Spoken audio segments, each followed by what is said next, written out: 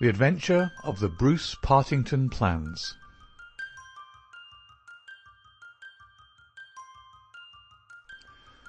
In the third week of November, in the year 1895, a dense yellow fog settled down upon London.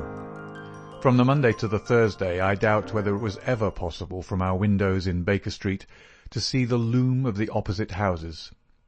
The first day Holmes had spent in cross-indexing his huge book of references. The second and third had been patiently occupied upon a subject which he had recently made his hobby, the music of the Middle Ages. But when for the fourth time, after pushing back our chairs from breakfast, we saw the greasy, heavy brown swirl still drifting past us and condensing in oily drops upon the window-panes, my comrade's impatient and active nature could endure this drab existence no longer. He paced restlessly about our sitting-room in a fever of suppressed energy, biting his nails, tapping the furniture, and chafing against inaction. "Nothing of interest in the paper, Watson?" he said. I was aware that by anything of interest, Holmes meant anything of criminal interest. There was the news of a revolution, of a possible war, and of an impending change of government, but these did not come within the horizon of my companion. I could see nothing recorded in the shape of crime which was not commonplace and futile. Holmes groaned and resumed his restless meanderings. "The London criminal is certainly a dull fellow," said he in the querulous voice of the sportsman whose game has failed him. "Look out this window, Watson. See how the figures loom up, are dimly seen, and then blend once more into the cloud bank. The thief or the murderer could roam London on such a day as the tiger does the jungle, unseen until he pounces, and then evident only to his victim." "There have," said I, "been numerous petty thefts." Holmes snorted his contempt. "This great and sombre stage is set for something more worthy than that," said he. "It is fortunate for this community that I am not a criminal." "It is indeed," said I heartily. "Suppose that I were Brooks or Woodhouse, or any of the 50 men who have good reason for taking my life, how long could I survive against my own pursuit? A summons, a bogus appointment, and all would be over. It is well they don't have days of fog in the Latin countries, the countries of assassination. By Jove! Here comes something at last to break our dead monotony." It was the maid with a telegram. Holmes tore it open and burst out laughing. "Well, well, what next?" said he. "Brother Mycroft is coming round." "Why not?" I asked. "Why not? It is as if you met a tram-car coming down a country lane. Mycroft has his rails, and he runs on them. His Pall Mall lodgings, the Diogenes Club, Whitehall, that is his cycle. Once and only once he's been here. What upheaval can possibly have derailed him?" "Does he not explain?" Holmes handed me his brother's telegram. "Must see you over Cadogan West. Coming at once. Mycroft." "Cadogan West? I've heard that name." "It recalls nothing to my mind, but that Mycroft should break out in this erratic fashion. A planet might as well leave its orbit. By the way, do you know what Mycroft is?" I had some vague recollection of an explanation at the time of the adventure of the Greek interpreter. "You told me that he had some small office under the British government." Holmes chuckled. "I do not know quite so well in those days. One has to be discreet when one talks of high matters of state. You are right in thinking that he is under the British government. You would also be right, in a sense, if you said that occasionally he is the British government." "My dear Holmes." "I thought I might surprise you. Mycroft draws £450 a year, remains a subordinate, has no ambitions of any kind, will receive neither honour nor title, but remains the most indispensable man in the country." "But how?" "Well, his position is unique. He has made it for himself. There's never been anything like it before, nor will be again. He has the tidiest and most orderly brain, with the greatest capacity for storing facts of any man living.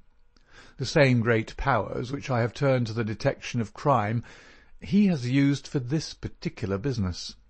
The conclusions of every department are passed to him, and he is the central exchange, the clearing-house which makes out the balance. All other men are specialists, but his specialism is omniscience. We will suppose that a minister needs information as to a point which involves the Navy, India, Canada, and the bimetallic question. He could get his separate advices from various departments upon each, but only Mycroft can focus them all, and say off-hand how each factor would affect the other. They began by using him as a short-cut, a convenience, and now he's made himself an essential. In that great brain of his, everything is pigeon-holed, and can be handed out in an instant. Again and again his word has decided the national policy. He lives in it.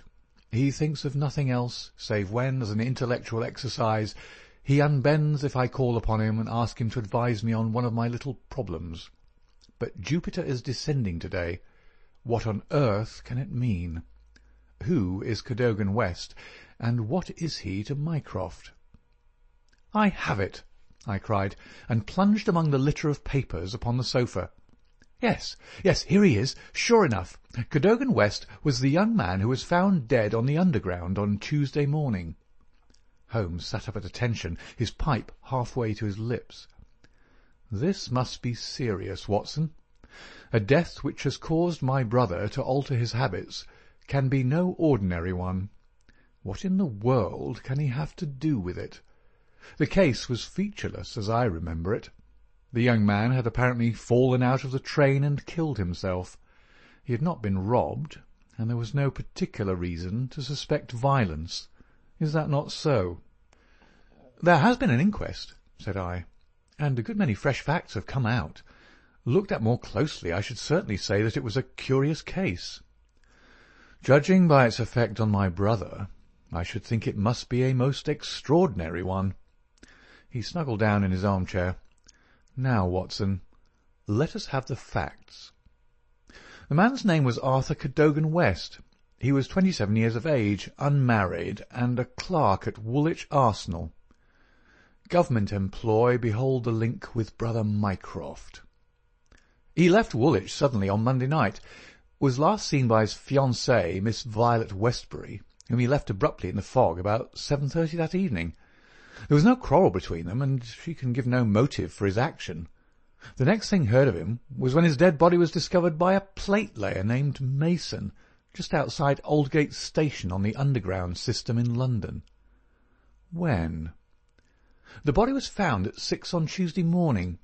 It was lying wide of the metals upon the left hand of the track as one goes eastward, at a point close to the station, where the line emerges from the tunnel in which it runs.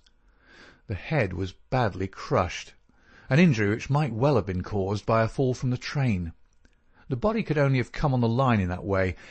Had it been carried down from any neighbouring street, it must have passed the station barriers, where a collector is always standing. This point seems absolutely certain.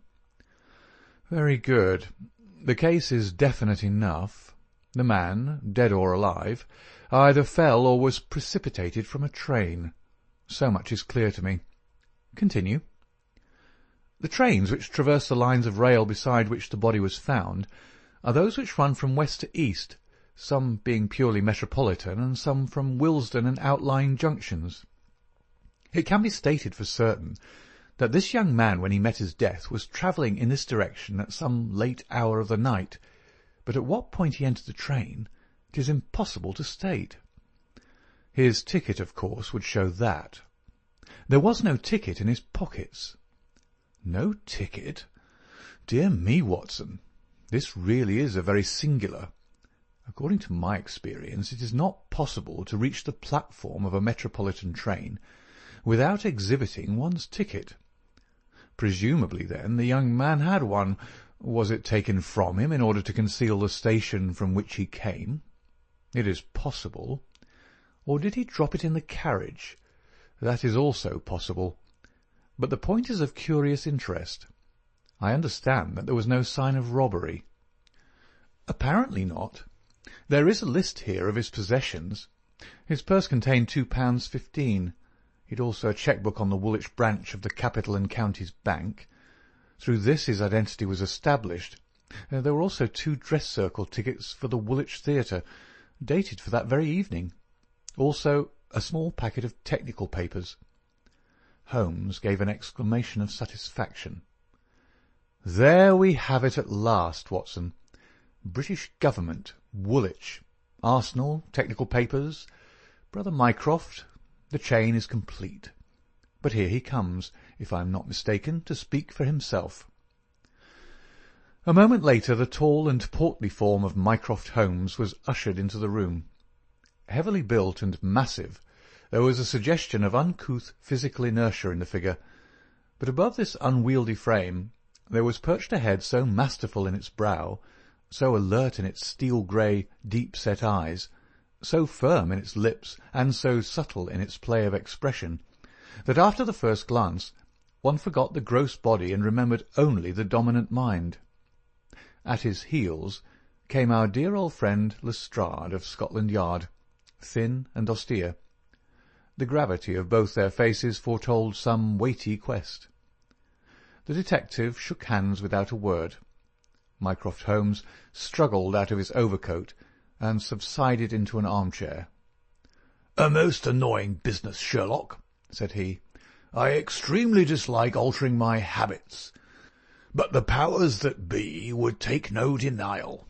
In the present state of Siam it is most awkward that I should be away from the office, but it is a real crisis. I have never seen the Prime Minister so upset. As to the Admiralty, it is buzzing like an overturned beehive. Have you read up the case?" "We have just done so. What were the technical papers?" "Ah, there's the point. Fortunately it has not come out. The press would be furious if it did. The papers which this wretched youth had in his pocket were the plans of the Bruce-Partington submarine." Mycroft Holmes spoke with a solemnity which showed his sense of the importance of the subject. His brother and I sat expectant. "Surely you've heard of it? I thought everyone had heard of it." "Only as a name." "Its importance can hardly be exaggerated. It has been the most jealously guarded of all government secrets. You may take it from me that naval warfare becomes impossible within the radius of a Bruce-Partington's operation. 2 years ago a very large sum was smuggled through the estimates, and was expended in acquiring a monopoly of the invention. Every effort has been made to keep the secret. The plans, which are exceedingly intricate, comprising some 30 separate patents, each essential to the working of the whole, are kept in an elaborate safe in a confidential office adjoining the arsenal, with burglar-proof doors and windows. Under no conceivable circumstances were the plans to be taken from the office. If the chief constructor of the Navy desired to consult them, even he was forced to go to the Woolwich office for the purpose. And yet here we find them, in the pocket of a dead junior clerk in the heart of London. From an official point of view it's simply awful." "But you have recovered them?" "No, Sherlock. No, that's the pinch. We have not. 10 papers were taken from Woolwich. There were 7 in the pocket of Cadogan West. The 3 most essential are gone. Stolen, vanished. You must drop everything, Sherlock. Never mind your usual petty puzzles of the police court. It's a vital international problem that you have to solve. Why did Cadogan West take the papers? Where are the missing ones? How did he die? How came his body where it was found? How can the evil be set right? Find an answer to all these questions, and you will have done good service for your country." "Why do you not solve it yourself, Mycroft? You can see as far as I." "Possibly, Sherlock. But it is a question of getting details. Give me your details, and from an armchair I'll return you an excellent expert opinion. But to run here and run there, to cross-question railway guards and lie on my face with a lens to my eye, it is not my métier. No, you are the one man who can clear the matter up. if you have a fancy to see your name in the next honours list." My friend smiled and shook his head. "I play the game for the game's own sake," said he, "but the problem certainly presents some points of interest, and I shall be very pleased to look into it. Some more facts, please." "I have jotted down the more essential ones upon this sheet of paper, together with a few addresses which you'll find of service. The actual official guardian of the papers is the famous government expert, Sir James Walter, whose decorations and subtitles fill 2 lines of a book of reference. He's grown grey in the service, is a gentleman, a favoured guest in the most exalted houses, and above all a man whose patriotism is beyond suspicion. He is one of 2 who have a key of the safe. I may add that the papers were undoubtedly in the office during working hours on Monday, and that Sir James left for London about 3 o'clock, taking his key with him. He was at the house of Admiral Sinclair at Berkeley Square during the whole of the evening when this incident occurred." "Has the fact been verified?" "Yes.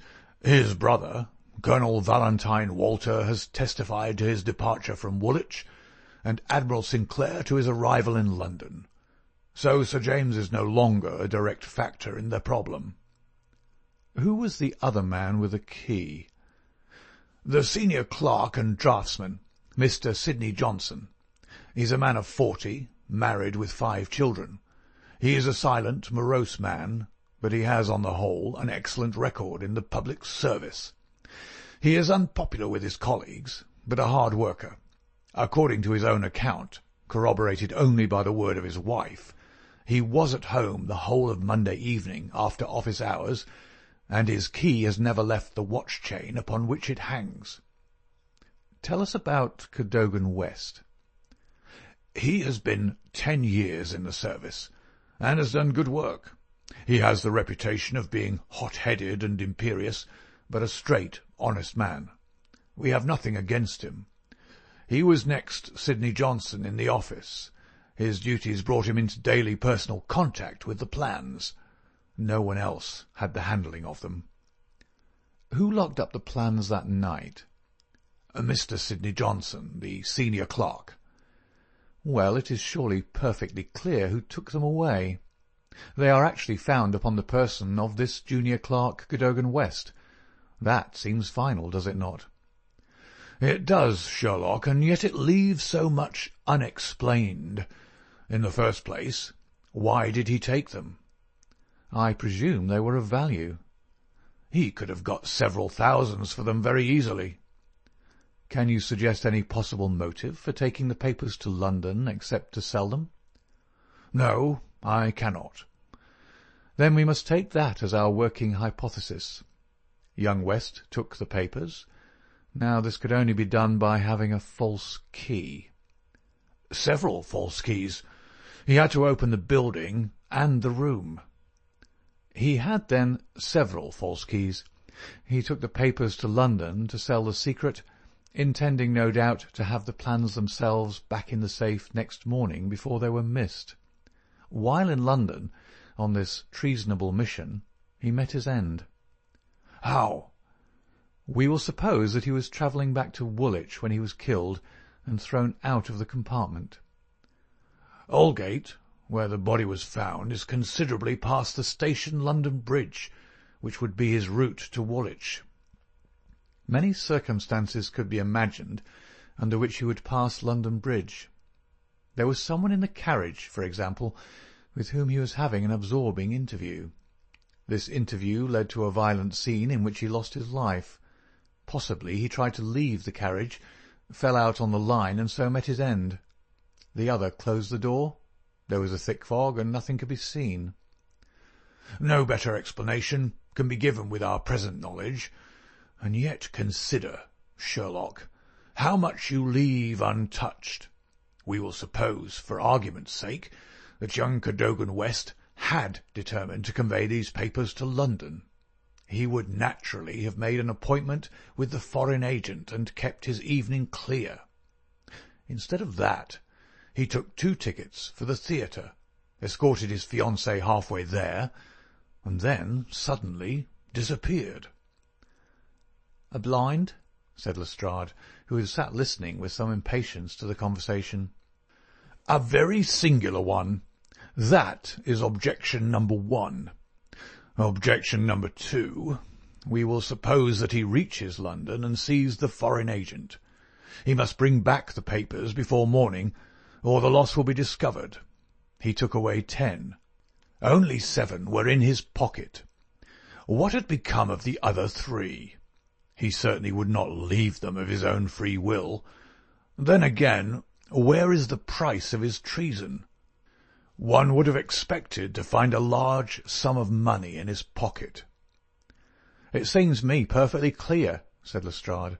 "I have no doubt at all as to what occurred. He took the papers to sell them. He saw the agent. They could not agree as to price. He started home again, but the agent went with him. In the train, the agent murdered him, took the more essential papers, and threw his body from the carriage. That would account for everything, would it not?" "Why had he no ticket?" "The ticket would have shown which station was nearest the agent's house. Therefore he took it from the murdered man's pocket." "Good, Lestrade, very good," said Holmes. "Your theory holds together. But if this is true, then the case is at an end. On the one hand, the traitor is dead. On the other, the plans of the Bruce-Partington submarine are presumably already on the continent. What is there for us to do?" "To act, Sherlock, to act!" cried Mycroft, springing to his feet. "All my instincts are against this explanation. Use your powers. Go to the scene of the crime. See the people concerned. Leave no stone unturned. In all your career you have never had so great a chance of serving your country." "Well, well," said Holmes, shrugging his shoulders. "Come, Watson, and you, Lestrade, could you favour us with your company for an hour or two? We will begin our investigation by a visit to Aldgate Station.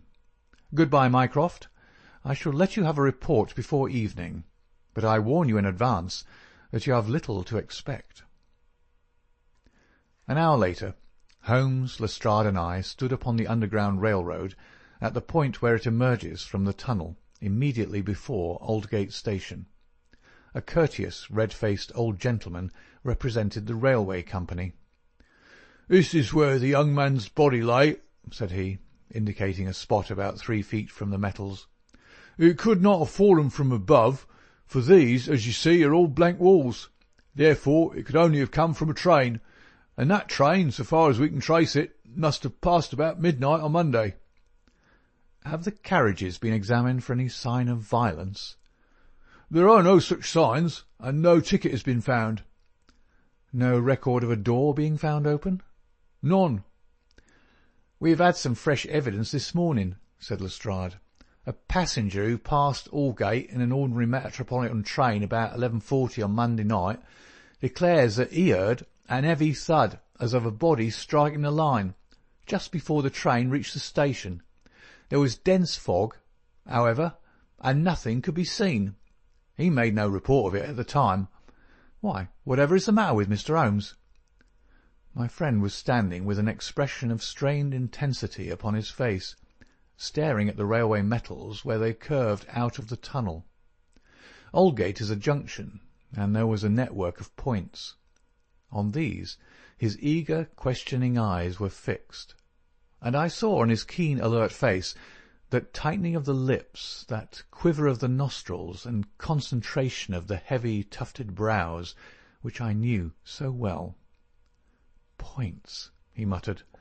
"The points." "What of it? What do you mean?" "I suppose there are no great number of points on a system such as this."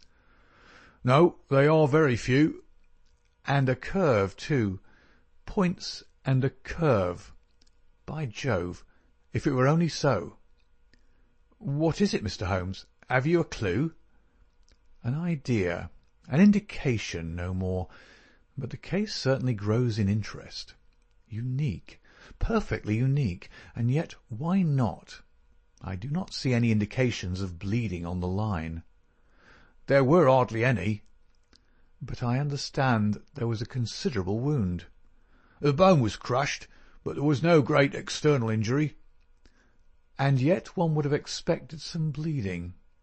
Would it be possible for me to inspect the train which contained the passenger who heard the thud of a fall in the fog?" "I fear not, Mr. Holmes. The train has been broken up before now, and the carriages redistributed." "I can assure you, Mr. Holmes," said Lestrade, "that every carriage has been carefully examined. I saw to it myself." It was one of my friend's most obvious weaknesses that he was impatient with less alert intelligences than his own. "Very likely," said he, turning away. "As it happens, it was not the carriages which I desired to examine.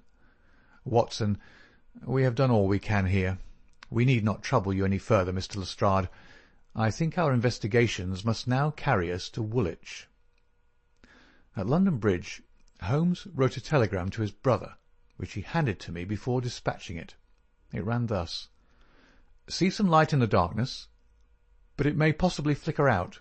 Meanwhile, please send by messenger to await return at Baker Street a complete list of all foreign spies or international agents known to be in England with full address. Sherlock." "That should be helpful, Watson," he remarked as we took our seats in the Woolwich train. "We certainly owe Brother Mycroft a debt for having introduced us to what promises to be a really very remarkable case." His eager face still wore that expression of intense and high-strung energy which showed me that some novel and suggestive circumstance had opened up a stimulating line of thought. See the foxhound with hanging ears and drooping tail as it lolls about the kennels, and compare it with the same hound as, with gleaming eyes and straining muscles, it runs upon a breast-high scent. Such was the change in Holmes since the morning. He was a different man from the limp and lounging figure in the mouse-coloured dressing-gown who had prowled so restlessly only a few hours before round the fog-girt room. "There is material here. There is scope," said he. "I am dull indeed not to have understood its possibilities. Even now they're dark to me.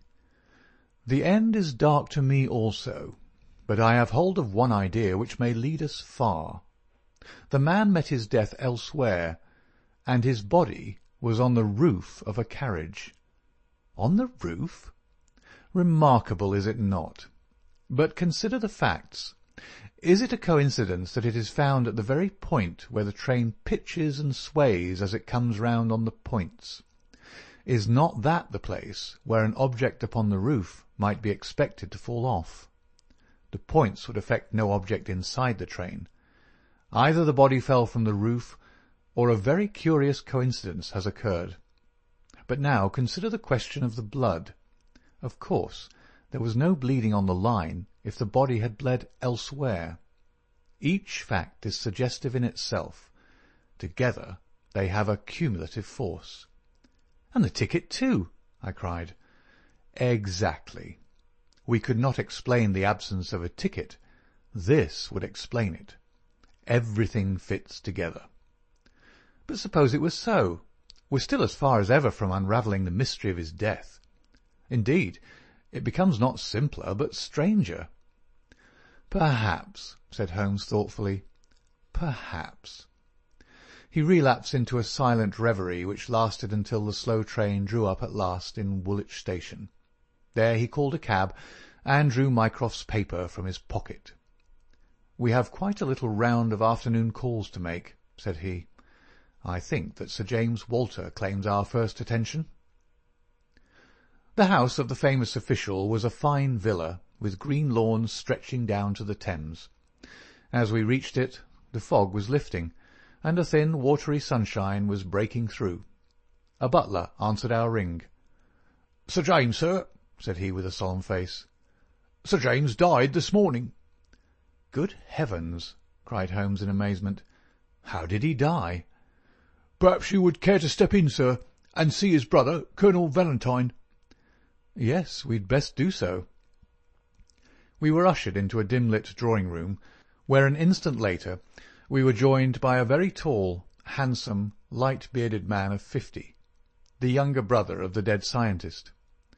His wild eyes, stained cheeks, and unkempt hair all spoke of the sudden blow which had fallen upon the household. He was hardly articulate as he spoke of it. "It was this horrible scandal," said he. "My brother, Sir James, was a man of very sensitive honour, and he could not survive such an affair. It broke his heart. He was always so proud of the efficiency of his department, and this was a crushing blow." We had hoped that he might have given us some indications which would have helped us to clear the matter up. "I assure you that it was all a mystery to him, as it is to you and to all of us. He had already put all his knowledge at the disposal of the police. Naturally, he had no doubt that Cadogan West was guilty, but all the rest was inconceivable." "You cannot throw any new light upon the affair?" "I know nothing myself, save what I've read or heard. I have no desire to be discourteous, but you can understand, Mr. Holmes, that we are much disturbed at present, and I must ask you to hasten this interview to an end." "This is indeed an unexpected development," said my friend when we had regained the cab. "I wonder if the death was natural, or whether the poor old fellow killed himself. If the latter, may it be taken as some sign of self-reproach for duty neglected? We must leave that question to the future. Now we shall turn to the Cadogan Wests. A small but well-kept house in the outskirts of the town sheltered the bereaved mother. The old lady was too dazed with grief to be of any use to us, but at her side was a white-faced young lady who introduced herself as Miss Violet Westbury, the fiancée of the dead man, and the last to see him upon that fatal night. "I cannot explain it, Mr. Holmes," she said. "I have not shut an eye since the tragedy, thinking, night and day, what the true meaning of it can be. Arthur was the most single-minded, chivalrous, patriotic man upon earth. He would have cut his right hand off before he would sell a state secret confided to his keeping. It is absurd, impossible, preposterous to anyone who knew him." "But the facts, Miss Westbury?" Yes, I admit I cannot explain them." "Was he in any want of money?" "No, his needs were very simple, and his salary ample. He had saved a few hundreds, and we were to marry at the New Year." "No signs of any mental excitement? Come, Miss Westbury, be absolutely frank with us." The quick eye of my companion had noticed some change in her manner. She coloured and hesitated. "Yes," she said at last, "I had a feeling that there was something on his mind." "For long?" "Only for the last week or so. He was thoughtful and worried. Once I pressed him about it. He admitted that there was something, and that it was concerned with his official life. 'It is too serious for me to speak about even to you,' said he. I could get nothing more." Holmes looked grave. "Go on, Miss Westbury. Even if it seems to tell against him, go on. We cannot say what it may lead to." "Indeed, I have nothing more to tell. Once or twice it seemed to me that he was on the point of telling me something. He spoke one evening of the importance of the secret, and I have some recollection that he said that no doubt foreign spies would pay a great deal to have it." My friend's face grew graver still. "Anything else?" "He said that we were slack about such matters, that it would be easy for a traitor to get the plans." "Was it only recently that he made such remarks?" "Yes, quite recently." "Now tell us of that last evening." "We were to go to the theatre. The fog was so thick that a cab was useless. We walked, and our way took us close to the office. Suddenly he darted away into the fog." "Without a word?" "He gave an exclamation, that was all. I waited, but he never returned. Then I walked home. Next morning, after the office opened, they came to inquire. About 12 o'clock we heard the terrible news. Oh, Mr. Holmes, if you could only save his honour! It was so much to him." Holmes shook his head sadly. "Come, Watson," said he. "Our ways lie elsewhere. Our next station must be the office from which the papers were taken." "It was black enough before against this young man, but our inquiries make it blacker," he remarked as the cab lumbered off. "His coming marriage gives a motive for the crime. He naturally wanted money. The idea was in his head since he spoke about it. He nearly made the girl an accomplice in the treason by telling her his plans. It is all very bad. But surely, Holmes, character goes for something. Then again, why should he leave the girl in the street and dart away to commit a felony? Exactly.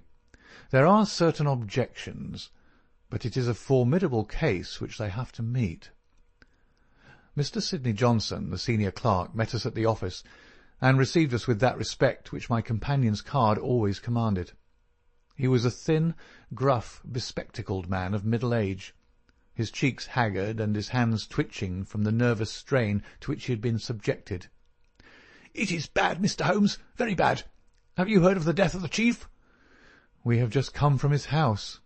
"The place is disorganized. The chief dead, Cadogan West dead, our papers stolen, and yet, when we closed our door on Monday evening, we were as efficient an office as any in the government service. Good God! It's dreadful to think of that West of all men should have done such a thing." "You are sure of his guilt, then?"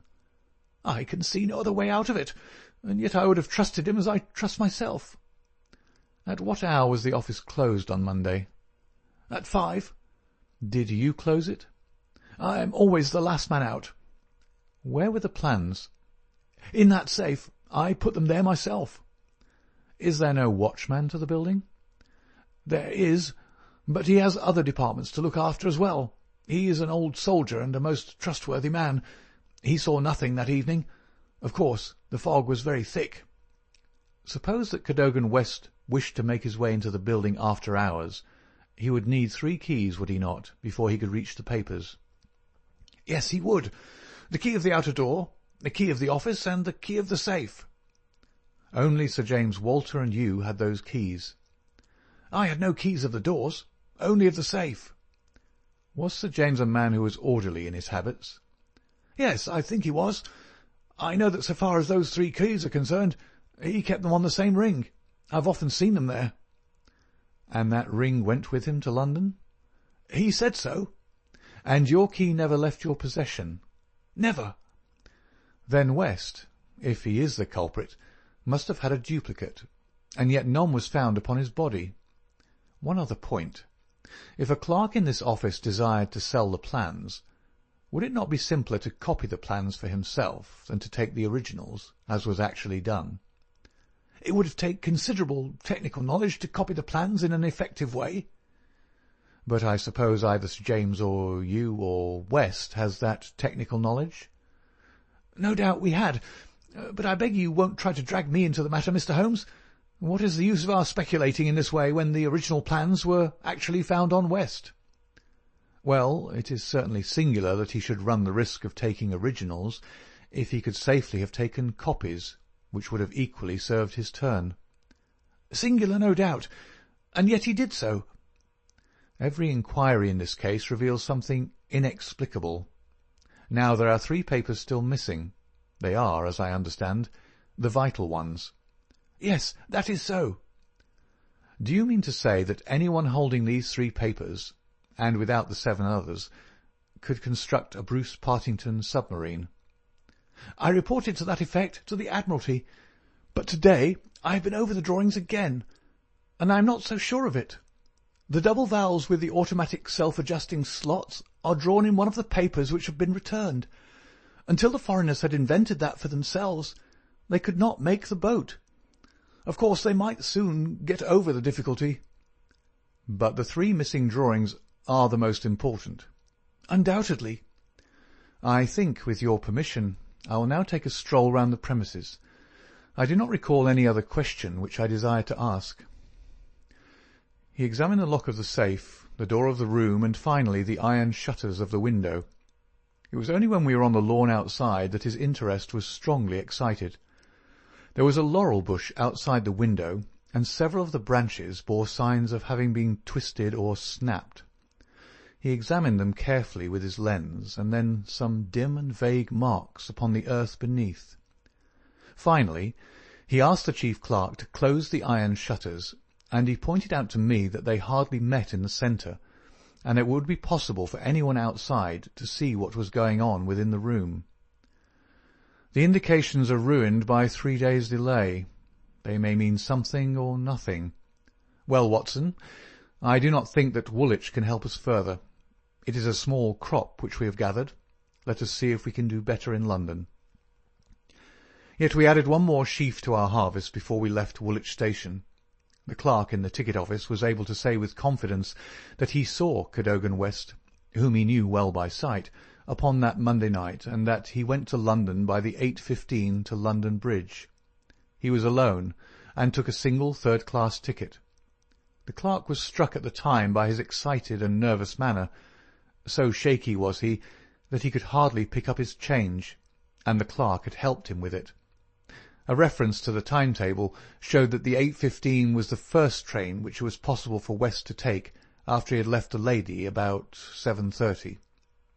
"Let us reconstruct, Watson," said Holmes after half an hour of silence. "I am not aware that in all our joint researches we have ever had a case which was most difficult to get at. Every fresh advance which we make only reveals a fresh ridge beyond, and yet we have surely made some appreciable progress.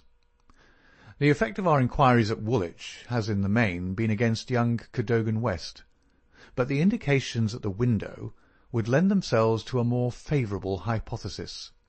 Let us suppose, for example, that he had been approached by some foreign agent. It might have been done under such pledges as would have prevented him from speaking of it, and yet would have affected his thoughts in the direction indicated by his remarks to his fiancée. Very good. We will now suppose that as he went to the theatre with the young lady, he suddenly, in the fog, caught a glimpse of this same agent going in the direction of the office. He was an impetuous man, quick in his decisions. Everything gave way to his duty. He followed the man, reached the window, saw the abstraction of the documents, and pursued the thief. In this way we get over the objection that no one would take the originals when he could make copies. This outsider had to take originals. So far it holds together. What is the next step? Then we come into difficulties. One would imagine that under such circumstances the first act of young Cadogan West would be to seize the villain and raise the alarm. Why did he not do so? Could it have been an official superior who took the papers? That would explain West's conduct. Or could the chief have given West the slip in the fog, and West started at once to London to head him off from his own rooms, presuming that he knew where the rooms were? The call must have been very pressing, since he left his girl standing in the fog, and made no effort to communicate with her. Our scent runs cold here, and there is a vast gap between either hypothesis and the laying of West's body with 7 papers in his pocket on the roof of a metropolitan train. My instinct now is to work from the other end. If Mycroft has given us the list of addresses, we may be able to pick up our man and follow 2 tracks instead of 1. Surely enough, a note awaited us at Baker Street. A government messenger had brought it post-haste. Holmes glanced at it and threw it over to me. There are numerous small fry, but few who would handle so big an affair. The only men worth considering are Adolphe Meyer of 13 Great George Street, Westminster, Louis Larothière of Campden Mansions, Notting Hill, and Hugo Oberstein, 13 Caulfield Gardens, Kensington. The latter was known to be in town on Monday, and is now reported as having left. Glad to hear you have seen some light. The Cabinet awaits your final report with the utmost anxiety. Urgent representations have arrived from the very highest quarter. The whole force of the state is at your back if you should need it. Mycroft. "I'm afraid," said Holmes, smiling, "that all the Queen's horses and all the Queen's men cannot avail in this matter." He had spread out his big map of London and leaned eagerly over it. "Well, well," said he presently with an exclamation of satisfaction. "Things are turning a little in our direction at last. Why, Watson, I do honestly believe that we are going to pull it off after all." He slapped me on the shoulder with a sudden burst of hilarity. "I'm going out now. It is only a reconnaissance. I'll do nothing serious without my trusted comrade and biographer at my elbow. Do you stay here, and the odds are that you will see me again in an hour or 2. If time hangs heavy, get foolscap and a pen, and begin your narrative of how we saved the state." I felt some reflection of his elation in my own mind, for I knew well that he would not depart so far from his usual austerity of demeanour unless there was good cause for exultation. All the long November evening I waited, filled with impatience for his return. At last, shortly after 9 o'clock, there arrived a messenger with a note. "I'm dining at Goldini's restaurant, Gloucester Road, Kensington. Please come at once and join me there. Bring with you a jemmy, a dark lantern, a chisel, and a revolver. S.H." It was a nice equipment for a respectable citizen to carry through the dim, fog-draped streets. I stowed them all discreetly away in my overcoat, and drove straight to the address given. There sat my friend at a little round table near the door of the garish Italian restaurant. "Have you had something to eat? Then join me in a coffee and curaçao. Try one of the proprietor's cigars. They are less poisonous than one would expect. Have you the tools?" "They're here in my overcoat." "Excellent. Let me give you a short sketch of what I have done, with some indication of what we are about to do. Now, it must be evident to you, Watson, that this young man's body was placed on the roof of the train. That was clear from the instant that I determined the fact that it was from the roof and not from a carriage that he had fallen. Could it not have been dropped from a bridge? I should say it was impossible. If you examine the roofs, you will find that they are slightly rounded, and there is no railing around them. Therefore, we can say for certain that young Cadogan West was placed on it. How could he be placed there? That was the question which we had to answer. There is only one possible way. You are aware that the underground runs clear of tunnels at some points in the West End. I had a vague memory that as I have travelled by it, I have occasionally seen windows just above my head. Now suppose that a train halted under such a window. Would there be any difficulty in laying a body upon the roof? It seems most improbable. We must fall back upon the old axiom that when all other contingencies fail, whatever remains, however improbable, must be the truth. Here all other contingencies have failed. When I found that the leading international agent, who had just left London, lived in a row of houses which abutted upon the underground, I was so pleased that you were a little astonished at my sudden frivolity. Oh, that was it, was it? Yes, that was it. Mr. Hugo Oberstein of 13 Caulfield Gardens had become my objective. I began my operations at Gloucester Road Station, where a very helpful official walked with me along the track, and allowed me to satisfy myself not only that the back-stair windows of Caulfield Gardens open up on the line, but the even more essential fact that, owing to the intersection of one of the larger railways, the underground trains are frequently held motionless for some minutes at that very spot. Splendid, Holmes! You've got it! So far, Watson. We advance, but the goal is afar. Well, having seen the back of Caulfield Gardens, I visited the front, and satisfied myself that the bird was indeed flown. It is a considerable house, unfurnished, so far as I could judge, in the upper rooms. Oberstein lived there with a single valet, who was probably a confederate entirely in his confidence. We must bear in mind that Oberstein has gone to the Continent to dispose of his booty, but not with any idea of flight, for he had no reason to fear a warrant, and the idea of an amateur domiciliary visit would certainly never occur to him. Yet that is precisely what we are about to make. Could we not get a warrant and legalize it? Hardly on the evidence. What can we hope to do? We cannot tell what correspondence may be there. I don't like it, Holmes. My dear fellow, you shall keep watch in the street. I'll do the criminal part. It's not a time to stick at trifles. Think of Mycroft's note, of the Admiralty, the Cabinet, the exalted person who waits for news. We are bound to go. My answer was to rise from the table. You're right, Holmes. We are bound to go. He sprang up and shook me by the hand. I knew you would not shrink at the last, said he. and for a moment I saw something in his eyes which was nearer to tenderness than I had ever seen. The next instant he was his masterful, practical self once more. "It is nearly 1/2 a mile, but there is no hurry. Let us walk," said he. "Don't drop the instruments, I beg. Your arrest as a suspicious character would be a most unfortunate complication." Caulfield Gardens was one of those lines of flat-faced, pillared and porticoed houses which are so prominent a product of the middle Victorian epoch in the West End of London. Next door there appeared to be a children's party, for the merry buzz of young voices and the clatter of a piano resounded through the night.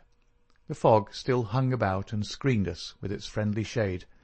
Holmes had lit his lantern and flashed it upon the massive door. "This is a serious proposition," said he. "It is certainly bolted as well as locked. We would do better in the area. There is an excellent archway down yonder in a case a too zealous policeman should intrude. Give me a hand, Watson, and I'll do the same for you." A minute later we were both in the area. Hardly had we reached the dark shadows before the step of the policeman was heard in the fog above. As its soft rhythm died away, Holmes set to work upon the lower door. I saw him stoop and strain until with a sharp crash it flew open. We sprang through into the dark passage, closing the area door behind us. Holmes led the way up the curving, uncarpeted stair. His little fan of yellow light shone upon a low window. "Here we are, Watson. This must be the one." He threw it open, and as he did so there was a low, harsh murmur growing steadily into a loud roar as a train dashed past us in the darkness. Holmes swept his light along the window-sill. It was thickly coated with soot from the passing engines, but the black surface was blurred and rubbed in places. "You can see where they rested the body. Hello, Watson, what's this? There can be no doubt that it is a blood mark." He was pointing to faint discolorations along the woodwork of the window. "Here it is on the stone of the stair also. The demonstration is complete. Let us stay here until a train stops." We had not long to wait. The very next train roared from the tunnel as before, but slowed in the open, and then, with a creaking of brakes, pulled up immediately beneath us. It was not 4 feet from the window ledge to the roof of the carriages. Holmes softly closed the window. "So far we are justified," said he. "What do you think of it, Watson?" "A masterpiece. You've never risen to a greater height." "I cannot agree with you there. From the moment that I conceived the idea of the body being upon the roof, which surely was not a very abstruse one, all the rest was inevitable. If it were not for the grave interests involved, the affair up to this point would be insignificant. Our difficulties are still before us, but perhaps we may find something here which may help us." We had ascended the kitchen stair and entered the suite of rooms upon the first floor. One was a dining-room, severely furnished and containing nothing of interest. A second was a bedroom, which also drew blank. The remaining room appeared more promising, and my companion settled down to a systematic examination. It was littered with books and papers, and was evidently used as a study. Swiftly and methodically, Holmes turned over the contents of drawer after drawer and cupboard after cupboard, but no gleam of success came to brighten his austere face. At the end of an hour he was no further than when he started. "The cunning dog has covered his tracks," said he. "He's left nothing to incriminate him. His dangerous correspondence has been destroyed or removed. This is our last chance." It was a small tin cash-box which stood upon the writing-desk. Holmes pried it open with his chisel. Several rolls of paper were within, covered with figures and calculations without any note to show to what they referred. The recurring words "water pressure" and "pressure to the square inch" suggested some possible relation to a submarine. Holmes tossed them all impatiently aside. There only remained an envelope with some small newspaper slips inside it. He shook them out on the table, and at once I saw by his eager face that his hopes had been raised. "What's this, Watson, eh? What's this? A record of a series of messages in the advertisements of a paper. Daily Telegraph agony column by the print and paper. Right-hand top corner of a page. No dates, but messages arrange themselves. This must be the first. Hope to hear sooner. Terms agreed to. Write fully to address given on card. Piero. Next comes, too complex for description, must have full report. Stuff awaits you when goods delivered. Piero. Then comes, matter presses, must withdraw offer unless contract completed. Make appointment by letter, will confirm by advertisement. Piero. Finally. Monday night after 9, 2 taps. Only ourselves. Do not be so suspicious. Payment in hard cash when goods delivered. Piero. A fairly complete record, Watson.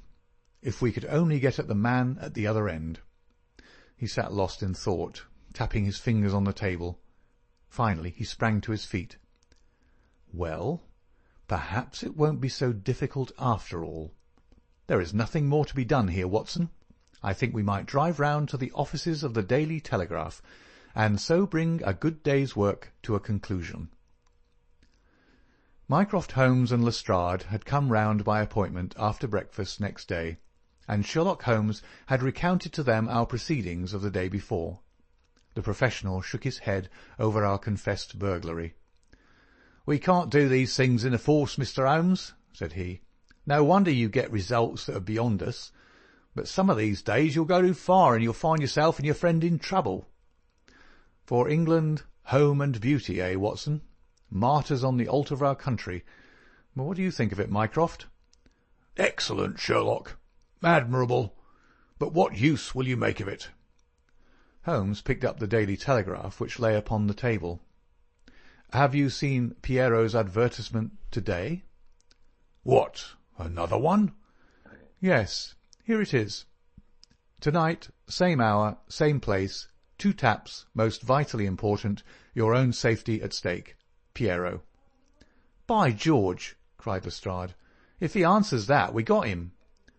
"That was my idea when I put it in. I think if you could both make it convenient to come with us about 8 o'clock to Caulfield Gardens, we might possibly get a little nearer to our solution."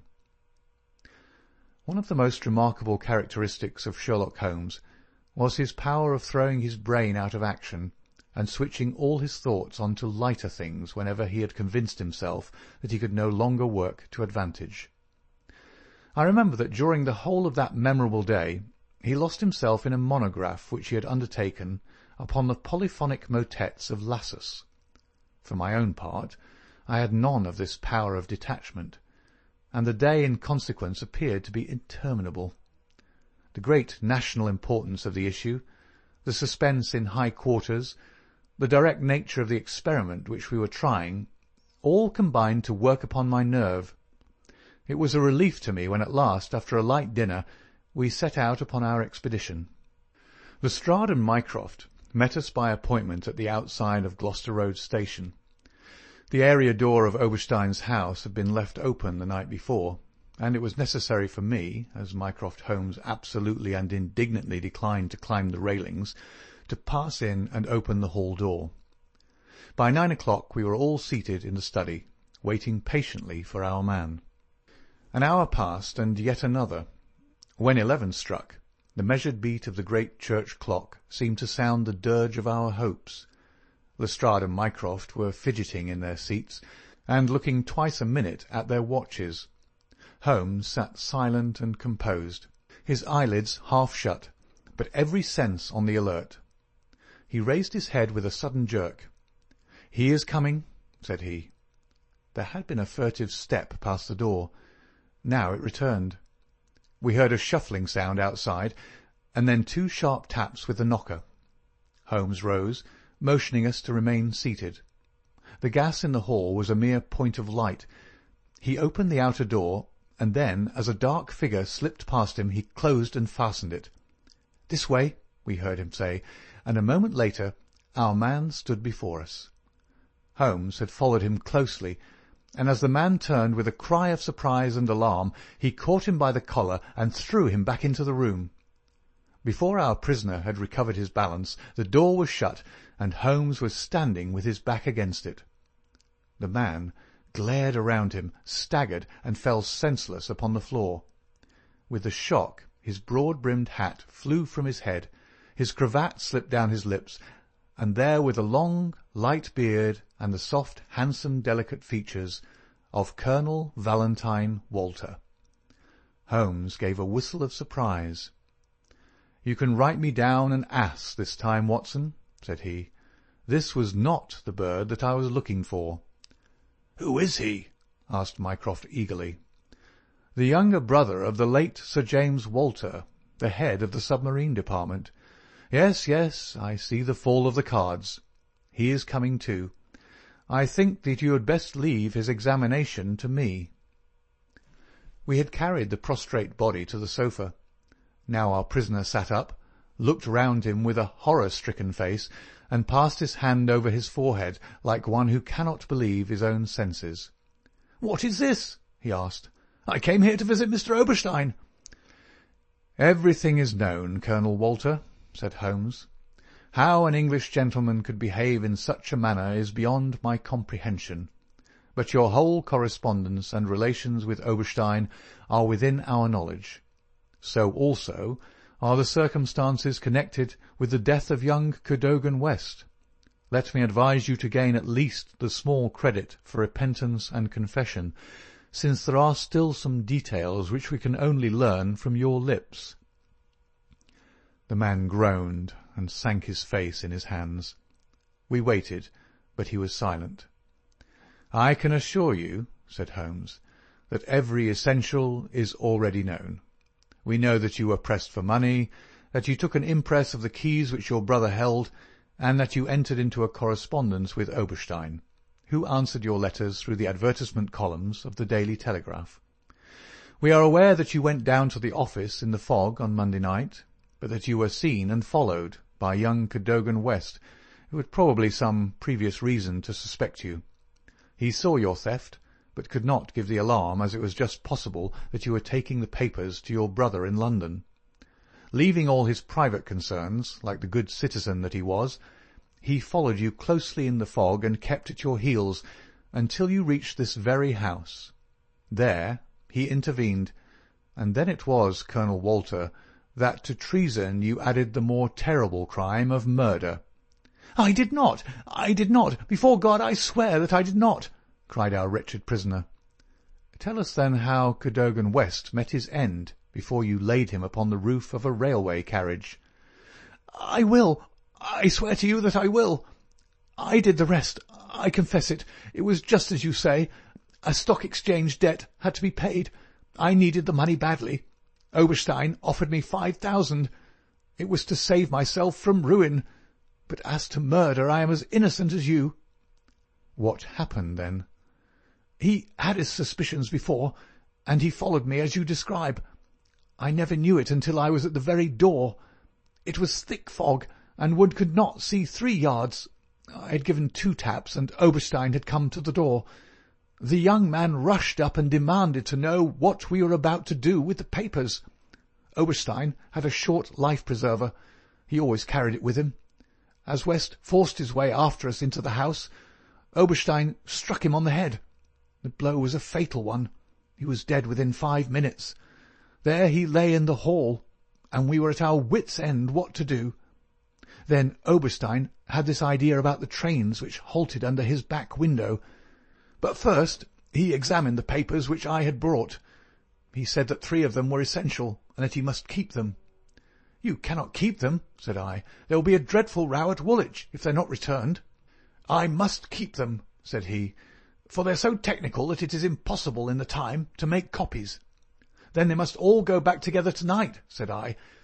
He thought for a little, and then he cried out that he had it. "3 I will keep," said he. "The others we will stuff into the pocket of this young man.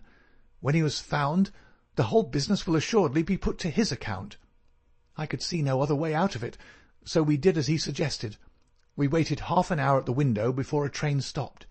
It was so thick that nothing could be seen, and we had no difficulty in lowering West's body onto the train. That was the end of the matter, so far as I was concerned. And your brother? He said nothing, but he had caught me once with his keys, and I think that he suspected. I read in his eyes that he suspected. As you know, he never held up his head again. There was silence in the room. It was broken by Mycroft Holmes. Can you not make reparation? It would ease your conscience and possibly your punishment. What reparation can I make? Where is Oberstein with the papers? I do not know. Did he give you no address? He said that letters to the Hôtel du Louvre, Paris, would eventually reach him. Then reparation is still within your power, said Sherlock Holmes. I will do anything I can. I owe this fellow no particular goodwill. He's been my ruin and my downfall. Here are paper and pen. Sit at this desk and write to my dictation. Direct the envelope to the address given. That is right. Now the letter. Dear Sir, with regard to our transaction, you will no doubt have observed by now that one essential detail is missing. I have a tracing which will make it complete. This has involved me in extra trouble, however, and I must ask you for a further advance of £500. I will not trust it to the post, nor will I take anything but gold or notes. I would come to you abroad, but it would excite remark if I left the country at present. Therefore, I shall expect to meet you in the smoking room of the Charing Cross Hotel at noon on Saturday. Remember that only English notes or gold will be taken. That will do very well. I shall be very much surprised if it does not fetch our man. And it did. It is a matter of history, that secret history of a nation which is often so much more intimate and interesting than its public chronicles, that Oberstein, eager to complete the coup of his lifetime, came to the lure and was safely engulfed for 15 years in a British prison. In his trunk we found the invaluable Bruce-Partington plans, which he had put up for auction in all naval centres of Europe. Colonel Walter died in prison towards the end of the second year of his sentence. As to Holmes, he returned refreshed to his monograph upon the polyphonic motets of Lassus, which has since been printed for private circulation, and is said by experts to be the last word upon the subject. Some weeks afterwards, I learned incidentally that my friend spent a day at Windsor, whence he returned with a remarkably fine emerald tie-pin. When I asked him if he had bought it, he answered that it was a present from a certain gracious lady in whose interests he had once been fortunate enough to carry out a small commission. He said no more, but I fancy that I could guess at that lady's august name, and I have little doubt that the emerald pin will forever recall to my friend's memory the adventure of the Bruce-Partington plans.